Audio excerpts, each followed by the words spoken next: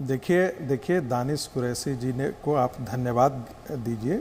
कम से कम उन्होंने ये मान लिया कि हाँ, औरंगजेब के समय एक मंदिर था जिसे तोड़ा गया।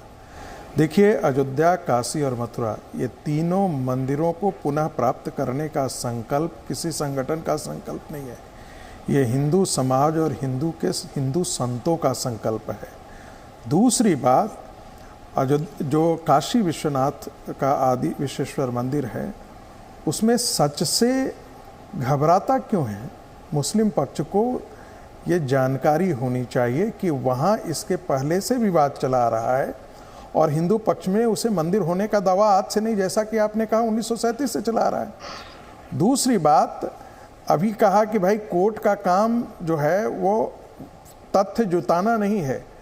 इनको ये भी मैंने बताना चाहूँगा कि कोर्ट कई बार इन्वेस्टिगेटिव एजेंसी को कहती है कि आप इसके बारे में आंकड़े और तथ्य जुटाइए।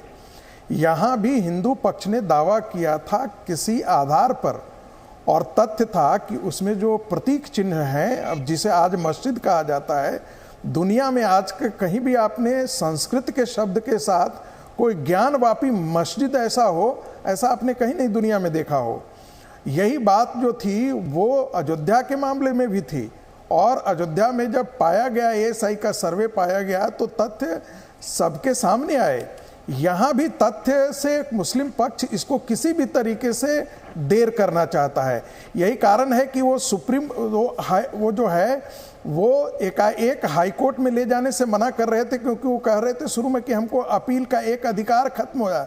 यानी जितना इस चीज को डिले किया जा सकता है उस टैक्टिक्स पर काम कर रहे हैं। मुझे ऐसा लगता है कि आज दोनों पक्षों को हाईकोर्ट ने सुन लिया है, और हिंदू पक्ष तो सिर्फ इतना ही मांग कर रहा है कि तथ्य जो है वो सबके सामने आ जाए, वैज्ञानिक आधार पर, फोटोग्राफी के आधार पर, और जो एएसआई के जो सर्वे है उसके आधार पर जो तथ्य आएगा, उसके आधार पर आने वाले दिनों में कोर्ट में केस चलेगा। और हिंदू पक्ष का दावा मजबूत होता है तो ये राम जन्मभूमि का जो विवाद जिस आधार पर तय हुआ था, उस आधार पर इसका भी निपटारा होगा। और मुझे पूरा यकीन है कि हिंदुओं को ये मंदिर जो है वो 2024 से पहले ही मिल जाएगा।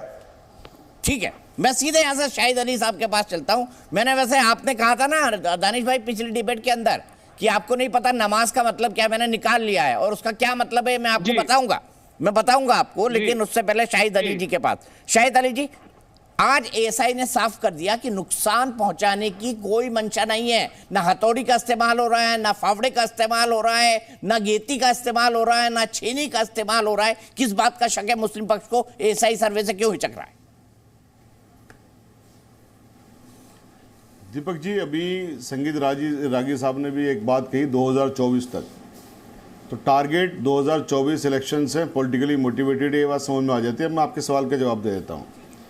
जिस हलफनामे की आप एएसआई के हलफनामे की बात कर रहे हो, हमारे इस देश में चीफ मिनिस्टर उत्तर प्रदेश ने हलफनामा दिया था ऑनरेबल सुप्रीम कोर्ट के अंदर। ऑनरेबल सुप्रीम कोर्ट में हलफनामा देने के बावजूद भी बाबरी मस्जिद को शहीद किया गया था, और ना तो बाबरी मस्जिद को दोबारा उस हालत में रेस्टोर किया गया, और ना उनके गुनहगारों को सजा दी गई आज दिन तक भी। नहीं, कल्याण सिंह को सजा हुई थी, गूगल करके देख लीजिए, एक दिन की सजा दी थी, और कल्याण सिंह बकायदा तिहाड़ जेल के अंदर रहे थे। सांकेतिक सजा नहीं होती थी, सांकेतिक सजा होती है। ये मत बोलिए सजा नहीं दी थी, सजा दी थी, एक दिन की सजा कल्याण सिंह को दी गई थी, और एक दिन तक तिहाड़ जेल में कल्याण सिंह रहे थे। गवर्नर बन जाते क्या वो गवर्नर बन जाते सजा दी जाती तो? अरे मैं तो आपसे बोल रहा हूँ ना, आपको फिर चले जाना चाहिए था सुप्रीम कोर्ट, फिर चले जाना चाहिए था कि नाकाफी सजा है। ये जो चीज है, अवमानना की सजा एक दिन काटी थी ना उन्होंने। ये जो चीज आपने कही है कि एएसआई ने हाई कोर्ट के समक्ष अपना एफिडेविट दे दिया है, ये कर दिया है, इसकी कोई वैल्यू नहीं रह जाती है इन सब चीजों को देखते हुए।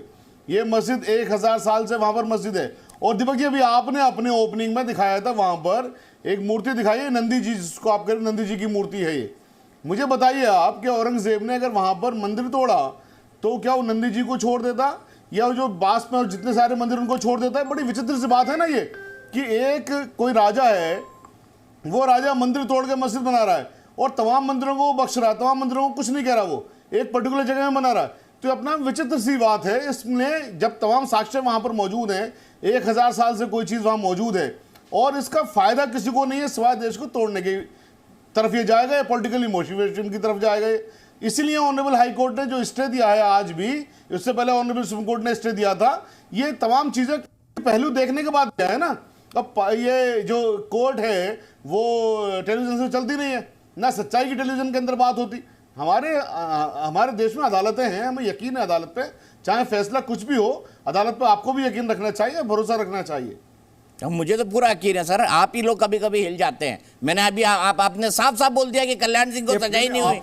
आपने साफ साफ बोल दिया कल्याण सिंह को सजा नहीं। अरे कल्याण सिंह को सजा हुई, क्यों जा रहे हो, सुप्रीम कोर्ट क्यों जा रहे हो?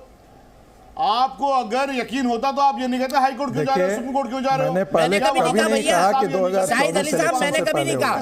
संगीत रागी जी कुछ बोल रहे हैं, संगीत रागी जी, क्या अपील का राइट नहीं होना चाहिए किसी को? अरे सर बिल्कुल होना चाहिए, मैं कहाँ मना कर रहा हूँ। देखिए, मैं सिर्फ ये पूछ रहा हूँ, देखिए मैंने पहले कभी नहीं कहा कि 2024 के इलेक्शन में तक हो जाएगा। ये इनके मन की जो दशा है वो अपना व्यक्त कर रहे हैं। मैंने 2024 तक कहा था, 2024 दिसंबर भी होता है तब तक इलेक्शन हो जाएगा। नहीं, आप देखिएगा पीछे लौटा करके मैंने क्या कहा है। मैं इसलिए कहा कि दो पिटीशन है, एक हाई कोर्ट में चल रहा है, एक सुप्रीम कोर्ट में चला गया है। एक हाई कोर्ट में है, दूसरा सुप्रीम कोर्ट में है, और जिस प्रकार से सुप्रीम कोर्ट ने और हाई कोर्ट ने इस मामले को निस्तारित करने के लिए एक तय सीमा के अंदर इस प्रकार की बातचीत चल रही है, जो आपने देखा होगा हाई कोर्ट भी त्वरित गति से काम कर रहा है। आप याद कीजिए अयोध्या के मामले को लेकर के, वो ठंडे बस्ती में डाल दिया जाता था, 6 महीना 1 साल बाद सुनवाई के दिन भी नहीं आते थे। वो स्थिति आज के दिन में नहीं है। हिंदू पक्ष लगातार इस बात पर जोर दे रहा है कि सर्वे हो, सर्वे के बाद सच जो है वो सबके सामने आए, और यकीन मानिए यदि सच सामने आ गया तो देश की जनता की अदालत में भी ये बात जाएगी। और मुझे ऐसा लगता है कि अदालत जो है वो सच्चाई से बाहर जाने का रास्ता नहीं ढूंढेगी, अदालत भी सच्चाई के साथ ही खड़ी होगी। यदि साक्ष्य मौजूद होंगे मंदिर के लिए तो निश्चित तौर पर अदालतें भी, चाहे वो सुप्रीम कोर्ट हो या हाई कोर्ट हो, उसके पक्ष में ही बात आएगी। और हिंदू पक्ष को पूरा यकीन है, इसीलिए वो वैज्ञानिक तथ्यों से इसका पता लगाने की कोशिश कर रहा है। आरएसएस चीफ की बात नहीं मान रहे, इसलिए रहा है आरएसएस चीफ ने कहा अब हम माजी की बात नहीं करेंगे, पास्ट की बात नहीं करेंगे। आप तो पार्लियामेंट की बात नहीं मान रहे, पार्लियामेंट ने कानून बनाया, आरएसएस चीफ ने कहा माजी की बात नहीं करेंगे, आप माजी की बात कर रहे हैं, आप पार्लियामेंट के कानून की बात नहीं मान रहे। आपको सिर्फ 2024 का इलेक्शन सामने नजर आ रहा है। कानून हिंदू समाज के देश को तो बख्श दो कम से कम। वो हिंदू समाज के साथ धोखा था 1991 का कानून। आरएसएस चीफ का स्टेटमेंट भी हिंदू समाज के साथ धोखा था। आप ये कहना चाहते हैं, देश की आप ये कहना चाहते हैं आरएसएस चीफ का स्टेटमेंट हिंदू समाज के साथ धोखा था? आरएसएस चीफ की तो कम से कम बात मानिए। मैंने उन्होंने कहा बाबरी मस्जिद वर्डिक्ट के बाद पुरानी कोई बात नहीं, माजी की बात नहीं, ये तक कहा कि कड़वाहट खत्म करने की बात शाहिद अली जी, मुझे आश्चर्य है, मतलब आरएसएस चीफ के बयान को शाहिद अली कोट करके बोल रहे हैं कि आरएसएस चीफ की बात नहीं मान रहे। गजब दुनिया पलटी है, गजब दुनिया पलटी है। शाहिद अली जी मोहन भागवत को प्रेस कर रहे हैं, क्या बात है मोहन भागवत जी। आप क्यों नहीं मान रहे? दीपक जी आप क्यों नहीं मान रहे? संगीत रागी जी क्यों नहीं मान रहे? सीधे विनोद बंसल जी के पास चलता हूं, फिर डॉक्टर धर्मेंद्र सिंह के पास। विनोद बंसल जी क्या कहेंगे शाहिद अली जी की बात पे? आरएसएस चीफ की को कोट कर रहे हैं, बोले कितनी अच्छी बात कही थी आरएसएस के नेता ने। नहीं, निश्चित रूप से चलो कोई एक बात तो इनको समझ में आई कि आरएसएस चीफ अच्छी बात बोलते हैं। ये कम से कम ये जो डीएनए वाली बात है ना, वो उसको समझना चाहिए कि हमारा डीएनए आपका डीएनए एक गलाला नहीं है। सिर्फ ये जो देशद्रोही डीएनए है ना, सर वो मेरे तो अलग करना पड़ेगा। मैं तो आपको आपके काम की बात बता रहा हूं। देशद्रोही डीएनए है, डीएनए में जो संक्रमण हो गया है ना जी, उसको अलग करना है, बस बाकी तो कोई दिक्कत नहीं है, डीएनए तो एक ही है। लेकिन बात ये है कि देखिए बार बार जो है ना जी, जो भागने की प्रवृत्ति है ना, उससे आपको बाहर जाना पड़ेगा। आपको देखिए इससे आप खुद ही का नुकसान कर रहे हैं। जिस तरह से राम जन्मभूमि के केस में हुआ था, कई बार कई चक्रीय वार्ता हुई और उसके बावजूद कोर्ट के सारे कुछ निर्णय, हाईकोर्ट के वर्डिक्ट के बावजूद भी आप लोग अड़े रहे कि नहीं हमें तो ये होना चाहिए या होना चाहिए। वो डिले टैक्टिस वहां भी थी और डिले टैक्टिस यहाँ पर है। मुझे लगता है कि समय रहते अगर निर्णय ले लिया जाए तो अच्छा है, अन्यथा तो न्यायालय तो काम करेंगी करेंगी। और देखिए जो जनता की अदालत में जब चीजें चली जाती है तो फिर अपना निर्णय देती है।